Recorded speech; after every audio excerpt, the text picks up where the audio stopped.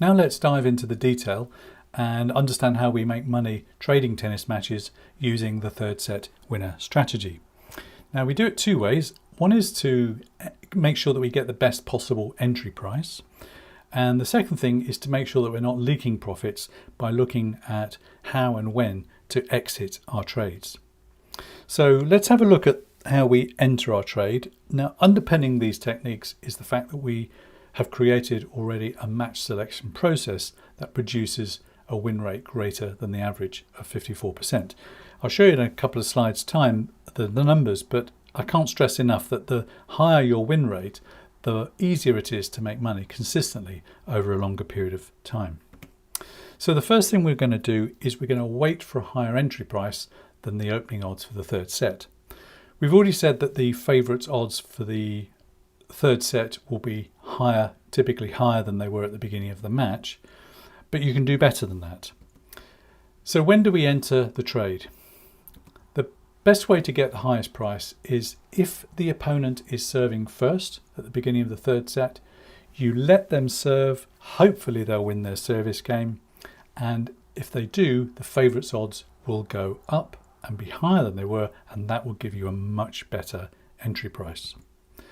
Alternatively, if the favourite is serving first in the third set, then see if they go love 15, 15-30 down during their service game, because if they do, then their odds will rise, and that will be another great opportunity to get a much better entry price. The caveat to that, of course, is that you need to be confident that they are still going to win their service game, because if not, you're going to tip immediately into a loss. Now, sometimes your player will break the opponent straight away, their odds will drop to nothing, and you'll have missed your entry point. And that, I'm afraid, is one of the many frustrating aspects of tennis trading. It happens, you just need to move on to the next opportunity. So let's have a look at what kind of results you can expect with just the average win rate, the favourite winning the third set 54% of the time. Now, that 54% is an annualized average, so that means that some days you're going to lose and some days you're going to win. So this is why a win rate higher than that is going to be better for you. So we're just looking at an example here of a favourite that at one set all is 1.6. If we put a stake value of £100 and they win, then we win £60. 54% of the time, it means we're winning 54 matches at £60, which produces a profit, if you can call it that, or revenue of 3,240. Equally, if they don't and they lose their service game, and we'll come on to that in a moment as to when you exit, but we're looking to exit at the first sign of trouble. And typically, if the odds were 1.6 at the start of the third set and they lost their service game, it would move up to around about 2.3. That will vary, of course, depending on how they lost the service game, who the favourite is, and how the market reacted to that. But for the sake of this example, let's use 2.3. So using the same stake, we would have to hedge for a loss, and that loss would be £31. 46 losses at £31 is £1,426 loss.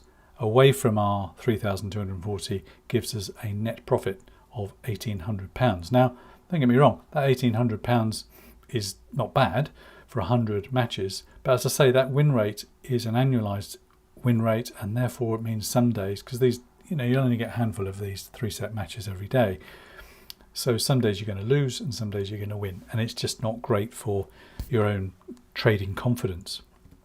If you manage to get a process that produces, let's say, 60% win rate, then using exactly the same figures and the odds, instead of making £1,800 profit, you're now up to 2,360.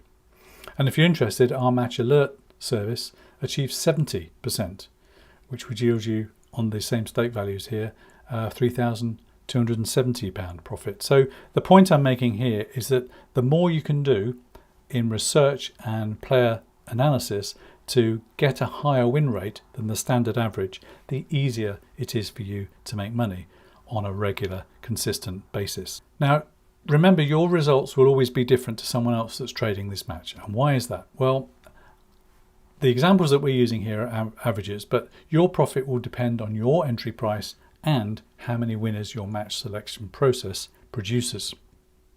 And there will be many matches when the favourite loses a service game and you exit for a loss, and they go on to win the match. As I say, it's annoying, it's frustrating, but it's another one of those tennis trading frustrations. So let's have a look at how you can minimize those losses, when to close your trade, and when things go wrong, what do you do? The first thing you do is you wait until the end of the match. If nothing is going wrong and you're still confident that the favourite will win, then you wait until the end of the match and you win your trade. That's it, nothing. You don't even have to trade out of it. There's no further hedging. You've just placed the bet and you've won it. Or you lose confidence in the favourite winning the match. Now that could be that they've lost a service game, or they're just not playing that well and you think, I'm not so sure about this. Get out. Try and get out with no loss whatsoever, but that's not always possible, so try and minimize it as much as you can. Or the score reaches 5-all. At that point, what you're expecting to happen hasn't happened, and you're now into a very high risk gambling game, and you should get out at the first opportunity. Again, see if you can get out at the same price that you got in. If not, then just hang on in there for as long as you feel confident to get out for as minimal loss as possible. And it may even be that you make a small profit. What to do when things go wrong? Key thing here is try to do what you can to lose no more than 50% of your expected profit. And this comes down to making sure that you get a really good entry price, because that will give you more leeway when things go wrong. So your options are: exit when the favourite loses a service game. As I say, with women's matches, this may not be something you want to play straight away, because if they've been losing their service game consistently in the first and second set, then that isn't really giving you an indication of what may happen in the third set. So it's your judgment here. If the favourites lost a service game, do you think they're going to bounce back from that? Do you think the service games are weak with both these players and they're just going to break one another's serve? And of course, if you've lost belief in your favourite because they're not playing as well as you thought they would, then get out as soon as you can and for as small a loss as possible. And that's all there is to it. It's a nice, easy, relatively quick way of trading tennis matches. The bugbear is making sure that you're finding the right 3-set matches to trade, but once you've got that cracked, it's a very simple strategy to perform. And what you need to do now is discover what works for you. So try different ideas of when to enter and exit trades, and find a comfortable trading style so you don't lose control and you always stay positive. This is quite a fun, well, I mean, trading tennis matches is fun, but this particular strategy is quite a fun one to do, providing you've got a good high win rate and you don't do anything silly. You don't, trade at 5-all, tiebreak or anything daft like that. It's a nice way to make money. And always ensure that when you do get out, that your losses per trade are lower than your winnings. It's about protecting your capital. And if you do that, then your wins will far outweigh your losses and you'll make a profit, a decent profit over the longer term. Of course, you can sign up to MatchAlert. We provide a service where we send a text alert when a particular match is 1-all, and what this does is it finds the matches for you. So all matches are selected by analysing the player stats in exactly the way that we've covered in this course. There's nothing different there. Previous head-to-head results, ranking differences and their odds, and basically MatchAlert just follows the process of play. And if that particular match, which has been pre-chosen by the system, if it gets to 1-all, a text alert is sent to your mobile and away you go. You trade the match in the way that we've run through in this course. Each alert costs from about 40p, so it can be far more cost effective than you doing your own research, but that's entirely up to you.